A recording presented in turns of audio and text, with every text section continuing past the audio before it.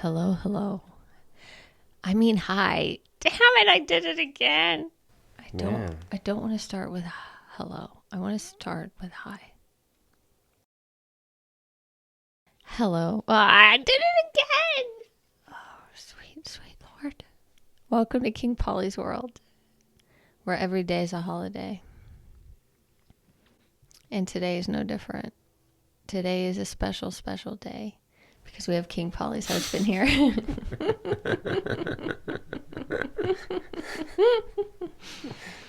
And being able to have an audience of you all keeps me accountable to have good conversations with my husband. Because without you guys watching, I don't say much. It gets me in less trouble if I don't speak, unless spoken to. That's like where I'm at right now. I feel like I just want to be quiet unless someone asks me something. Mm-hmm. Yeah, there's something about that is very wise. Mm-hmm.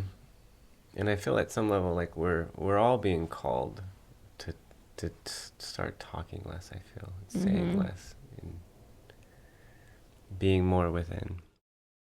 100. And today, speaking of within, we thought we would talk about, drum roll please,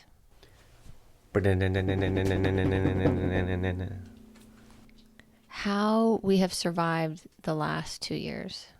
How we have survived what many have called the pandemic. 2020, 2021, it's all a blur. It goes together. It's one big entity that I don't think any of us will ever view time the same, life the same, or the world the same. And I've been on social media, right, all of this time, and through King Pollys Does Yoga, I've shared every day a quote and writing from spirit and trying to share light in the darkness. And I was only able to do that because of walking through my own darkness in previous years that somehow made this darkness a little less heavy. Still heavy, but on some level I knew that I could get through it because I've gotten through it before, and that really helped. But I one of the things I think I did the last couple of years was not so much focus on the outside and the news. And that truly, I think, saved us, or saved me. Is any focus I did have on it was more like a seeing through it and a seeing past what was being told and fed us. You know what I mean? I hear. I feel like we were definitely. I mean, we were definitely. I feel like a lot of grace, a lot of God, and I feel like definitely. Prior to 2019, I mean, I had already unplugged for like a decade of even giving the news or TV any of my attention. Like, like I had been already like unplugged from that element, and I remember like a decade prior like having to unplug from that. And then it was very interesting. We were called. I had a calling to unplug in December of 2019. Like I had this like intuition that told me like, hey, for the month of December, we're basically quarantining. Like without any element of anything, I was like, hey, I want to unplug. I don't want to do any holiday stuff with any family. I just want to stay home. I didn't go to work at all that month. I was like, we're just gonna take the month off and we're just gonna sit still and just be. And we really took that month to just be still and just unplug. I kind of we kind of removed ourselves from a lot of traditions that we previously had signed up for with family and even within ourselves, and we're just really just guided to do something different. And then the 2020 started January. I was like, wow, I just don't feel like I can get back into it. And I kind of picked up a few shifts and tried to kind of get back to work, but it just never really felt. And we just kind of were just, okay, what's going on? And then all of a sudden, like February and then March hit. And what was interesting is like I was just getting ready to, like, I was really kind of in my memory, right now just like kind of really trying to cocoon that love for golf stuff, and like all my ideas were coming to me really heavy at that time. I was doing a lot of writing. I was doing a lot of the like not vision boards, but just trying to organize my ideas by putting them in some form of a format, because I was just getting so many of them, and it was just such a wild time. And then, I mean, Friday the 13th was literally the first shift I picked up at Cromwell, and the last. in Friday, March the 13th? Yeah, and that was like when everybody was like, Sunday? Was it a it was a Sunday? Friday. Oh, yeah. Friday the 13th in March is like literally my first shift back. I Friday took the a shift 13th. back, and then literally Sunday everything shut down. I did I did a golf clinic on Sunday, and then the kids were talking about how they weren't going to have school or go back to school, and I was just like, well, maybe next week we'll get back together. And it was like 2 years later. And it's funny because I tend to trust your ideas and your callings for things like that. Like, hey, December, I think we should just sort of go off the grid and, use the sort of winter and the winter solstice and that time for internal gazing and connecting. And I trust you, right? And I love that you follow through with those things, because I'm much more like, I'll get an idea and I want to do something, but I like staying open to change. I don't really like committing. I really don't like committing. I don't like feeling that I can't make adjustments, but I like to like somewhat plan something, but I need to be able to not show up to that plan. I like to have somewhat of a structure, but I need that structure to be flexible. Yeah, that's something I've really had to learn, It's because very difficult for me to it's kind of hard. operate without any structure, because I need somewhat of a macro perspective so that I can go micro. Right. And so I got really sick in February, and but how I look at sickness, how I'm grateful, is I felt it was some sort of release. It was a purge. It felt like a final purge. It lingered, whatever I had. I don't go to doctors. I'm really intuitively guided through things. And I think that's too because my upbringing, I saw so much pharmaceuticals and doctors and just this never ending lie, it felt like. So I didn't want to be dependent on that. So I lost my voice. And to me, it felt like, okay, the voice that I get back now will be completely clean. Like, I want to be conscious of everything I say and do. Not that I'm perfect in any way, but just that was my intention. Like, almost like I was given a new body and a new voice as I healed. And that whatever, death and destruction and sickness was still in me, like, I felt like it was purged. And then in March, Friday the 13th, right, I was at work and there was like all these rumblings of, yeah, we're going to be shutting down or who knows. And I was just like, oh, thank God, like, can I go?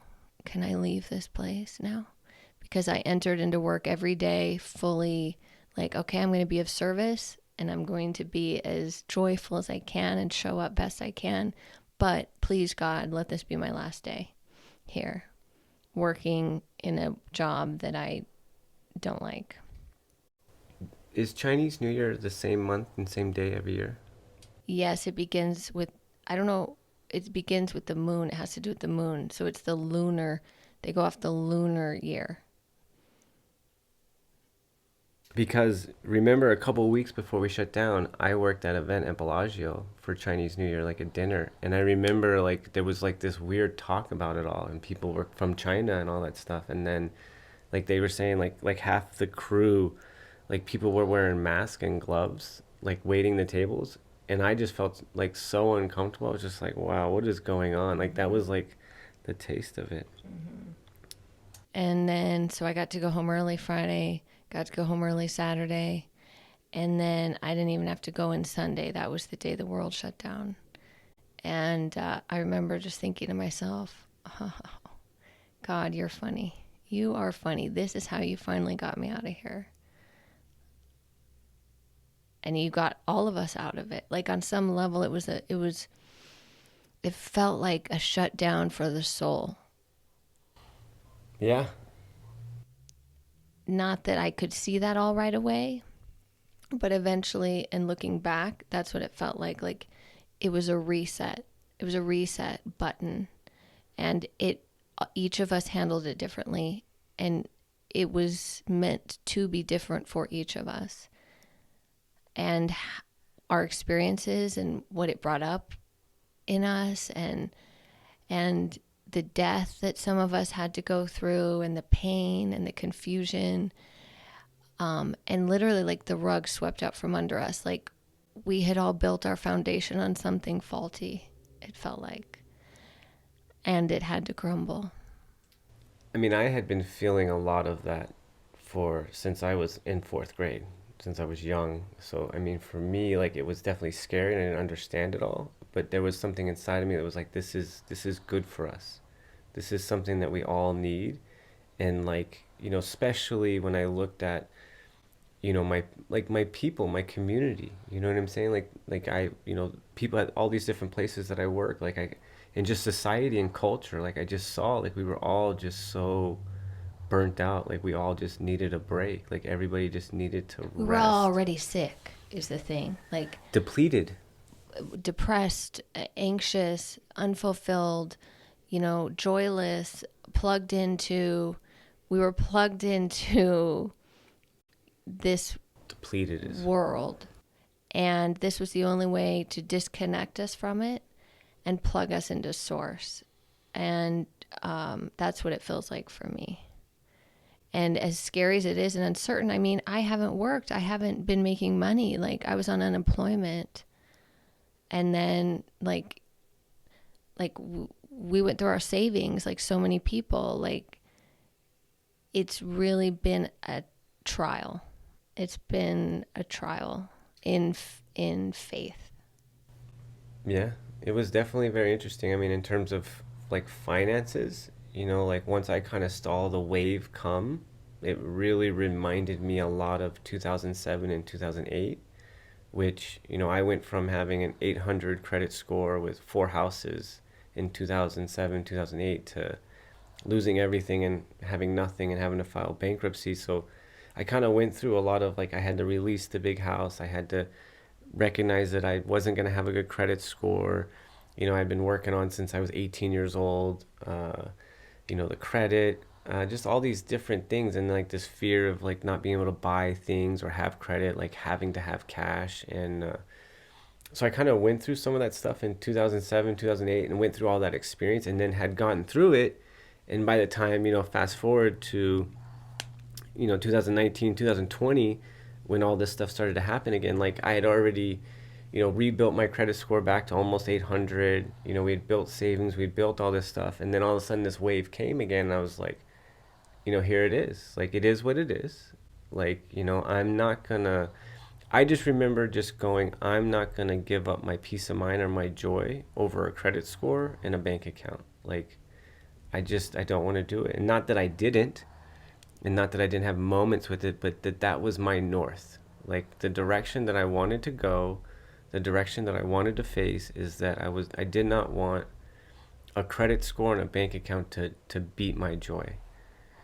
And so every day I think we just really focused on, I think, like, how do I take care of myself and how do I enjoy this?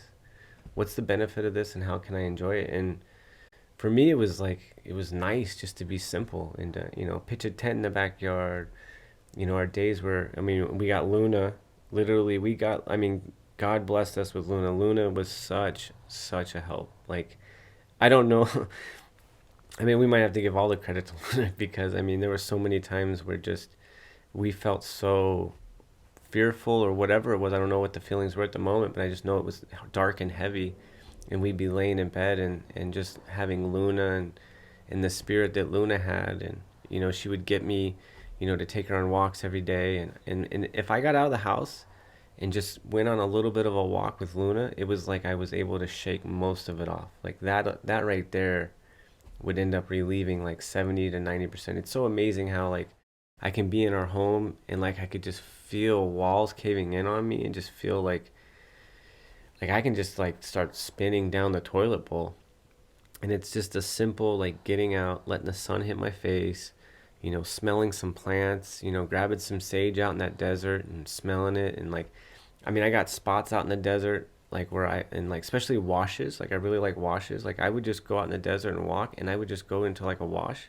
I just lay on it. I just would just lay on the wash floor and just try to release anything and everything I could. And you know, I don't know if it was just foo stuff, but man, I mean, I felt better. It worked. You know, I mean, I don't know how to, I don't really know if I can explain or that I understand. I just know that I've had experiences, and and I know that I've always tried to experiment with life and with spirit and with myself, and really just try to follow my heart, you know, and just ask myself like what do you want, Sean? What do you need?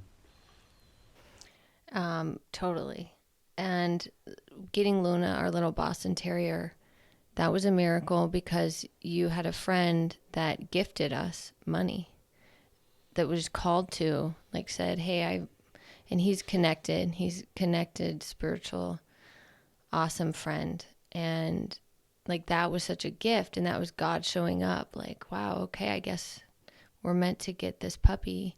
And and and two, a puppy I had always been against, you know, against Boston Terriers, against purebreds, and the joy she brought and how it like kind of runs in your family and that connection to the Boston Terriers.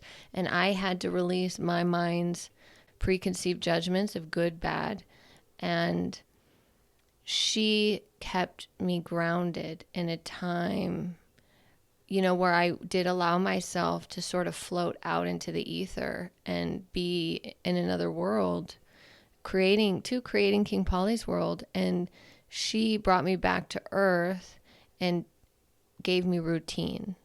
And I recognize how important that's been for me, someone who never had routines other than those that were placed on me externally, whether it's school or work. These things that I thought, you know, oh, I can't stand.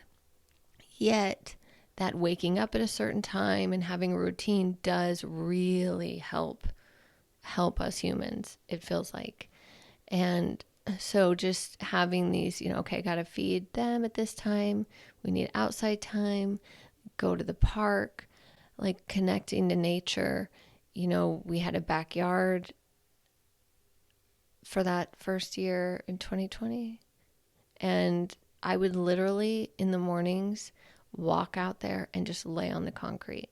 And that's not new to 2020. My whole life I've walked outside and just laid down on the earth and in the sun and really just asked for help. Like just like, please help me through this. Please help me through this because I don't know what to do. And just day by day, I was led through these things, and you helped with that too. I mean, getting me out into nature. Like it is a connector. Well, what's coming up for me, I want to kind of speak into some of the dark spots that we had, kind of share some of that. Are you done? So what's coming up for me right now is I mean, in the beginning there was some like really dark like spots that we had to just experience, but I think because I had experienced it before, it made it to where I wasn't so scared of it. Like I almost welcomed it. And I mean, there was like probably a month or two where like I could barely move, you know, like where I'd get up and like I was just weird sleep schedules. I was taking like 3 to 4 baths a day. And I guess because I had kind of gone through elements of detoxes before, I've gone through losses before, I wasn't like, I almost welcomed it because I knew that it was healing. I knew it was like part of a process, and I was just so overwhelmingly grateful, and I like really just fell into it, and I didn't resist it because we were in quarantine. Like I remember so many days where I was just like, I am so glad this is happening now, because like I can't imagine if like I was going through that experience and I like had a job that I had to show up for, or a family that was relying on me. Like it was like this such a gift. Like I guess because like I really saw it as a gift because it gave me this opportunity to go through whatever I was going through. uh, there was some interesting things that were happening. We had a family across the street had twins, and like, and I was able to be a part of like showing up just one day, and they were like, and able to be there and be a part of the process of these twins being born. And within 3 to 6 months after they were born, they both end up passing away. And that was very interesting. And there was like a moment where, we didn't have any money and all this stuff, and like I was guided to like have to pay for their service. And it would pretty much like jeopardize, like, I remember just kind of going like, hey, if you don't support me, then I can't be with you. And you were like, what? And it was just weird, like just these things that we were up against, like these elements of just, you're going to get to the core of your truth whether you like it or not. And I just felt like that was what was being given to us, and I just felt like that's what was being asked. And I don't know, I just wrote it. And I had the Bible. I had to read the Bible almost every day, and if there was stuff in that Bible that if I didn't hear it, it definitely, it guided me through these times. God, and just so much of spirit, and just, I think just being open. I don't know what the answer is. It was such a wild, wild ride. It's been such a wild ride. It's still wild. And at the end of 2017, when the shooting happened here in Vegas, that propelled me into what felt like the last tail end of the rabbit hole I had to go through, where I was faced with really the darkness of this world, and the truth of, I was able to see behind the veil into the world I was born into, and the corruption and the deceit and the power and the greed and the illusions and the lies that we have all been brought up in.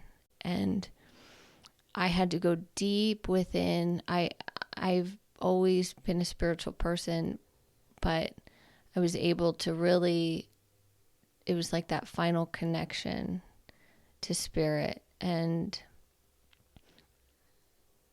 it made me want to die on some level, like just the darkness, which I think a lot of people have felt through this, of like being lied to and having to wake up from it.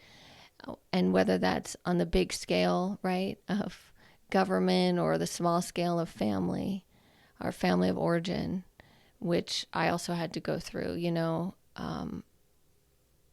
but it led me ultimately to what's real and what's true. And all of this worldly stuff will come and go. It will come and go. But what is eternal is what happens within us. And that really carries us. And that helped anchor me through these last few years of, with the Bible, with me, I got into it, but I was able to like see into it in a different way. And the symbolism, I started to see symbolism everywhere, in every movie and everything I saw. I really started to see nature and study nature and see like the seasons and the truth of what death actually is. And it's a disappearing from one realm into another. Like, it's not what the mind thinks. Most of all of my guidance that I've gotten prior to 2020 came from, nature, or some element of like a 12-step group or 12-step literature in that process. And I had studied the 81 verses of the Tao, and that really definitely transformed me. And when you were sharing that, I remember I redid going through the 81 verses of the Tao with Wayne Dyer. Wayne Dyer's got a book where he goes through it. And when you were sharing that, there's a verse in the Tao that says something about the quickest way to get someone to fall is to build them up. And that kind of was something that came up, and I wondered if this would be a time where, some things would fall. And when you talked about the shooting in Vegas in 2017, that was definitely, I think, a wake-up call for a lot of us, and it touched really close to home. And yeah, it was just very interesting, like just all the things that were just truths that it felt like are being brought to the surface, and no longer are we allowed to ignore them, it felt like. And I had never been able to like kind of really read the Bible, or never really got into it, but in 2020, like I opened up Matthew in the New Testament, and all of a sudden, like once I started, I never stopped. And it was like I just started reading it every day, and then I started reading the Course in Miracles every day. And so for the last 2 years, I've read the Bible every day. I've read Course in Miracles every day. I've read Language of Letting Go every day. I've read your King Pollys Does Yoga's post every day. Yeah, those are things that I've done every day. See, and it is real, like what we take in is food, everything. What we think is food, what we focus on. And that element of, okay, if I'm going to start to switch worlds, then I get to create my own, and I get to say what I see and what I listen to and what I believe. It's no more just blindly, just being in this trance of taking in information and my subconscious just eating it all up as truth. Like that, those days are done. And I think all of this has really awoken so many of us to the truth. And looking back now, it's like, oh wow, this was the only way. It had to have been on this big of a scale. You know what I think has also helped me and you is that going into this, we didn't believe in Western science or doctors. Like nothing that was ever said did I ever feel as truth. And if you really can deeply look at what science currently is, you will understand. I mean, I believe by looking at just what the process of what science is deeply, it literally disproves itself. Well, what it has become, we don't even realize that it's a religion, and that people have made science their religion blindly, not even realizing, because it's a religion of the mind.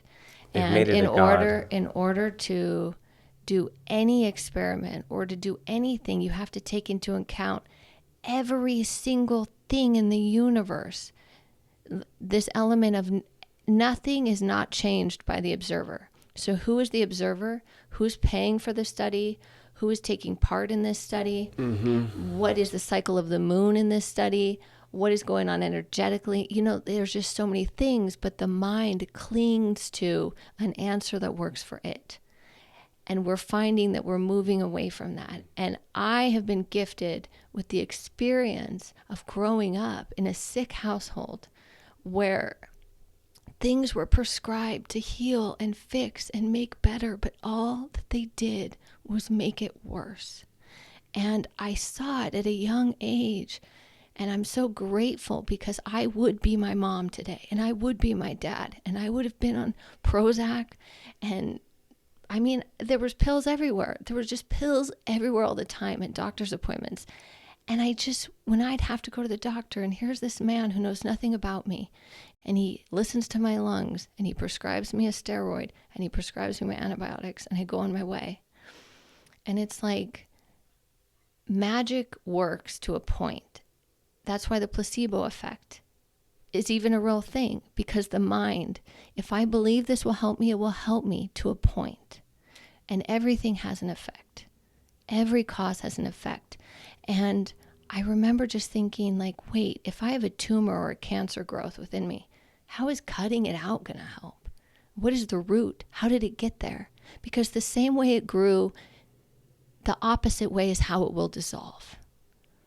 And as someone who the last few years, I felt a sickness in my throat. I I had throat issues my whole life. I had bronchitis every year my whole life until that final sickness in February of 2020. And something within me was transmuted. And something in me was able to heal. And that doesn't mean I don't have pain and I don't hurt and I don't still feel uncomfortable. But now I don't just go to my mind for everything. I go to my heart and I try to process it in a different way, seeking internally versus asking all these other people for my answer. When you said Prozac, that like it's so funny that we both had an experience with our parents and as kids. Like I remember being a kid, and I remember like it was through, I don't know if it was like before or after one of my dad's relapses and his disappearing acts, and some element of coming back and trying to get back on track. And you know, there's doctors and there's rehabs and some element of like, oh, he's on Prozac, and I'm like, oh, okay, this is interesting. And I just, and then, and but it didn't make sense to me. Like, how are you going to give somebody who is already got a problem with taking substances in a somewhat responsible fashion, and now you're going to give them something else? And what makes you think that they're not going to go with the same process of, well, if one's good, two's got to be better. And if you only give them a certain amount for 30 days, and then all of a sudden they take them all within 10 days, what happens the other 20 days of the month, you know? And I just was like, this doesn't make sense to me. And things got worse. Things didn't get better. You know, it didn't help our family. And maybe it does for some, but that wasn't my experience. And I just, it's never made sense to me. And it never felt like truth. And it may be, but it just hasn't for me. And, you know, in my life and, you know, in things that I've had to go through. And then, you know, I spent almost over a decade just heavily in a lot of 12-step groups and 12-step meetings. I saw transformation. I saw pure transformation. Pure transformation. And there was no substance that could have offered it. It was purely an element of getting honest, you know, digging, finding what that truth is, and then making a connection with spirit. And you know, another thing that has been profound that came to me yesterday when I was walking around thinking, and it was a major moment in my life when I caught myself lying to myself. I was like 3 or 4 years sober, and I caught myself in a lie that I had been telling myself for almost 10 years, and it was completely false. And that was like a... What lie? I told myself that I couldn't start my clothing line until I had gotten a certain computer and a certain program. Yet I had a computer and I had the program. It just, in my mind, wasn't good enough or fast enough. It wasn't the best, so I couldn't start until I got the best one. If I started with the second best one, it would be a waste of time, is what my mind was telling myself. So literally, I never started something I could have, and it was just my mind, and it was a lie. And it was just profound to me. And then, you know, and you combine that too with that moment with the old lady I went to learn transcendental meditation. And, you know, she really hit me pretty hard between the eyes when she said, Sean, stay the fuck out of your head and go to your gut. Your gut will tell you, uh-huh, or uh-uh. The only reason you go to your head is to solve math problems, remember phone numbers, and remember names. Other than that, you stay out of it. And I was like, I didn't understand anything she said, but I never forgot it. And from that moment on, every time I had a thought or an idea, I asked myself, did that come from my head or my heart or my gut? And through time, I started to identify where thoughts were coming from. And I was like, whoa. And I started to be able to like filter my thoughts instead of just thinking a thought was a belief. Because before that moment, like if I had a thought, I thought it was my belief. And now all of a sudden I had this gap where I had a thought and then I was able to take it through all these filters to find out if it still had substance when it at the end, or if it was just, you know, fear or fluff or It's like bullshit. that quote, you know, I am not my thoughts, I am the awareness behind them. And that's a huge thing. I think when any of us enter the spiritual journey, get, interested in meditation, you start to create more and more space. There's more and more space given where, oh, I'm not my first thought. I no longer am my reaction. Like, I am the pause. I am the space between. I am what sees. There's an ancient part of me that knows. And if I'm still enough, I will be able to hear that. And then I'll be able to move from that place. I'm no longer going to move from this place that I've always moved from, that leads me to fucking hell. Where I think I'm right and I know. It's like, I'm going to pause and maybe I won't speak. And that becomes more and more comfortable. Something else I think about is 2020 was the first year I didn't drink any alcohol. Which is funny when you think about a lot of people drink a lot of alcohol that year. 2019, I think maybe I had one drink. It was a very gradual but necessary process for me. I was one of those people I never thought in a million years I would not be able to drink. You know what I mean? Like, I looked down at people that didn't drink. I thought they were crazy. Like, it was fun. Like, how on earth? Like, I have to drink. And what are you doing? I want to write something down before I forget it. Okay. And so 2020, it just was this internal knowing of me, like, okay, you know what? I'm done. Like, I'm done. Nothing good comes of it for me. I had made every mistake in the world that you could make drinking. I had made them all. Like, I was that person who became a different person. But I needed the relief on some level. That's why we seek trauma. Trauma is the root of all addiction. And that switch over, and I'm so grateful because I know these last 2 years would have been horrific if I was drinking.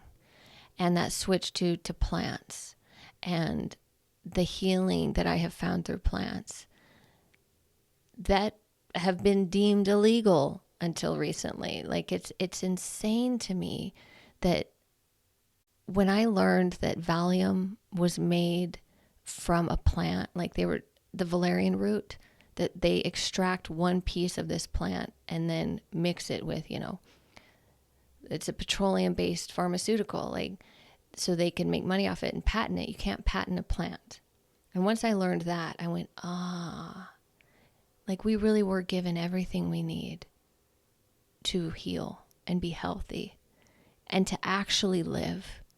We've only been surviving. Were you a certified herbalist? Yeah. I don't know if people, if there's such, I don't know if people know that, but. Yeah, that was in 2014, I really tried to make that my business. I was making my own tinctures and teas and oils. My name was the Herb Bird. And art and all these things that had always been in me and that I truly think are in the heart of every human being. And to this deep desire for me to heal my parents. That was always a thing. I want to fix, rescue, save them. And turning to plants for that. And then for me, and going through this intense detox of the American lifestyle. And then when I tried selling him on Etsy, I was the FDA, you can't say this helps. You can't say this heals. We will take this, so you can't do this. And I was just so let down, like the wind out of my sails left. It was like, well, what the fuck? Mm-hmm. Like, what? Okay. So that kind of died, but it didn't die, right? Like, it stayed in me in my life. I've made it a business, but it is a way of life for me.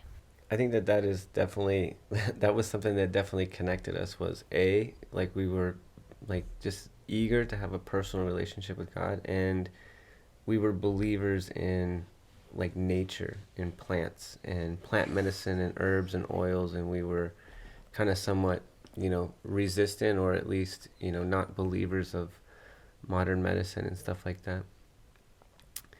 The other thing that came up for me when you were speaking is that I feel like there was something in me that I feel like that has helped going into all of this, is that I kind of knew and have kind of accepted that, like, whatever my solution is, it's going to be personal. And just this element that I can't copy somebody else. Like, I can receive inspiration from somebody else. I can receive hope from somebody else. I can receive direction from someone else. I can receive guidance, but I cannot get the exact answer. Like whatever it is supposed to be for me, it will be personal. And I believe whatever it is supposed to be for you will be personal.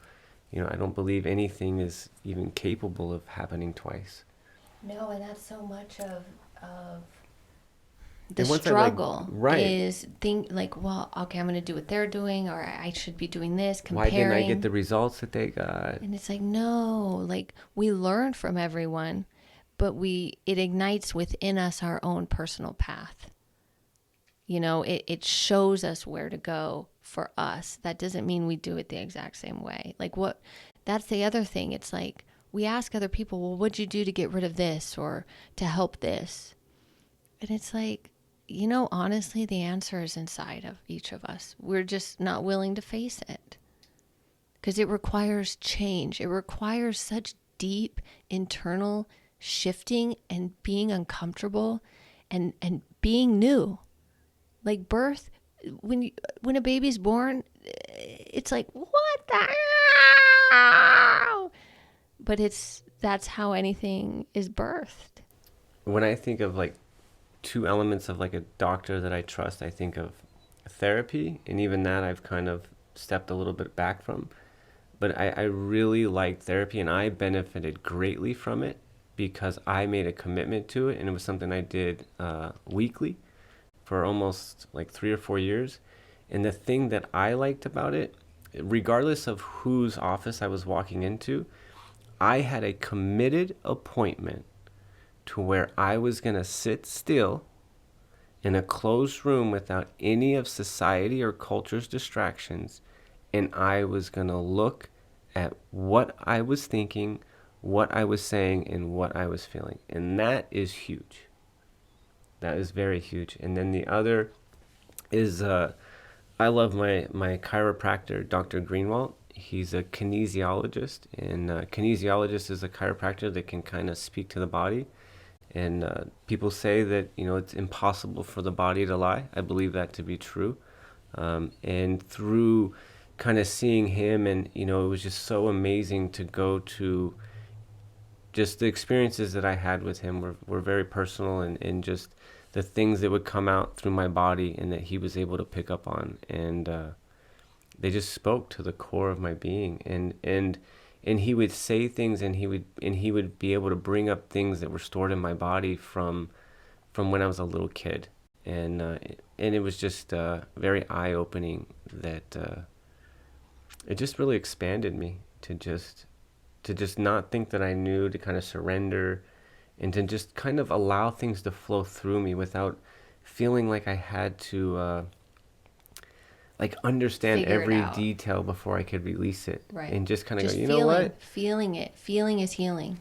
Just kind of like, hey, I mean, I don't need to understand where this pain is coming from, and I might not have to like dissect it all to release it. And, I'd kind of thought that I had to at some level, and sometimes maybe we do, I don't know, but I feel like I've had pains that I've been able to release without having to know all the details. And some I had to get to the core before I could release them. And that's some of the work that I've had to go through, is realizing, like we said, like nobody's path is the same. So while you and I are in partnership, trusting you and what you're called to do for your healing, and that it doesn't mean I have to do that same thing. And realizing like we have different approaches and different paths. And I love that you have found, a doctor that you love and trust. It's not for me. Like I'm, I don't know. I feel like I'm kind of rare in that way, but maybe some of you are that way where I feel like I don't trust other people to know more about me than me. Like as a woman, yeah, that's another. Yeah. there's some, I've been just so like violated in my life and taken advantage of, and so finding a safe space and a woman energy, like Sarah Durham Wilson. She's one who I've never met in real life, right? But through Instagram, and she does the Made into Mother journey. And I know one day I would love to be a part of what she does, because I do feel there is such a gift found in when you are able to just put down your guard and be vulnerable and allow someone to, I don't want to say heal you, but to create a space for your healing. And so I am all for that. And this element of, right, like the yoga retreat before I met you, like I found such healing in that. And you don't have to make everybody your God. Everybody's a teacher, but they're not your God. What was coming up for me right now was the process, which was tough, very tough at sometimes, but now where we're at, how great, how I'm just seeing how much growth that we have with our ability to allow each other to have a different process. Because in the beginning, I don't know that we had that. No. I wanted you to do it my way. I was trying to force some of the 12-step and the recovery stuff and the therapy, and some of it, and some elements, like you needed it and you benefited from it, but you didn't have to go about it the way I went about it. You didn't have to. You had to go into it deeply for a long time. I was able to go into it and, oh, wow, this is rich. I can take this, but I'm not going to stay here. Because I got a lot out of it. Like, adult children of alcoholics, like there's so many 12-step groups that really woke me up. And therapy, I'm very grateful for you for making me go to marriage counseling. Because again, it makes you accountable for 1 hour. And sometimes that's all you need, is just to see your own bullshit. That alone, I think, shifted our relationship and shifted you and woke you up quite a bit. Just this element of, like, you didn't have the freedom of interacting through certain dynamics of a relationship without having to be accountable for it within 30 days. And that changes a lot when someone doesn't just get to pop off at their mouth and not have to. Oh shit, I'm going to have to talk about this in therapy. Within 30 days, at some level, there's going to be an element where you're going to be face to face with your truth, with your voice, with your actions, and you're going to have to, like, somehow, you're going to have to sit with that. Versus my past, where I could just... And you were very quick and very clever. You have been a very challenging person at times for me. Yeah, I've been a challenging person for a lot of people. And I know that I'm very challenging too. You are too. You really challenge me so much every day. But in the best way. Like, as hard as it is, it's like, but I know it's ultimately it's all love. For the good of all. God is just trying to get us to release the bullshit so that we can experience the joy. To remove the illusion so that we can finally rest on something that we can actually rely on, instead of all these things that will eventually let you down and are only temporary. And that element, right, of, okay, life. It is your life. So how do you want to spend this one life? Do you want to spend it going through the Walgreens pharmacy drive-thru every day? Because I had to do that for my mom a lot. You know what I mean? Do you want to spend it at your local Timbers bar until 8 a.m.? Because I did that a lot. Do you want to spend it, I think even just kind of accepting death, like, you know what? Like, if this kills me, so be it, but this is how I'm going to live. I'm not going to live that way. And even think, like, right, with chasing safety or health, it's like, do I really want to spend all of this time in a waiting room? Do I want to, or youth, do I want to spend like all of this time on my physical appearance? You know, these things, these last 2 years have really made me realize what I want to spend time on. And it's you, the kids, King Pollys World, the dogs, good food, like experiencing the present moment. Love. I'm down to like I say, if you're not talking about the 3 Gs, you've probably got my attention for between 10 seconds to maybe 3 minutes. And my 3 Gs are God, golf, or gardening. Like if you're not talking about one of those three things at some level, you're not going to get my attention or my time for very long. Is that why I never have your attention? Oh, that's why. 10 seconds to 3 minutes. Yeah, babe, I loved this. I felt like we needed to have this conversation. And this element of, if there's just like one thing that's coming up for me that I've been wanting to share with all of you out there, it's truly that you are loved, that you weren't just left here alone, that you weren't deserted, that you really matter. Like you are important, you're divine, you are one of a kind, and I'm sorry for anybody that made you feel less than that. And now is a time of seemingly great division, but of overwhelming unity. And the more we can sink into that, our humanity and love and truth, right? The more we're able to then literally ascend and transcend the worldly circumstances that the mind is so intent and so addicted to, like so intent on clinging to. And truly none of us know. We only know what's in our heart. And I have had to shift my idea of God to be an all-encompassing, loving father and loving mother. And those are two things I didn't have physically. But now I have spiritually. And because of that, it ripples out into everything. And now I'm able to, I can only hope and dream and pray to be some form of that type of love for other people.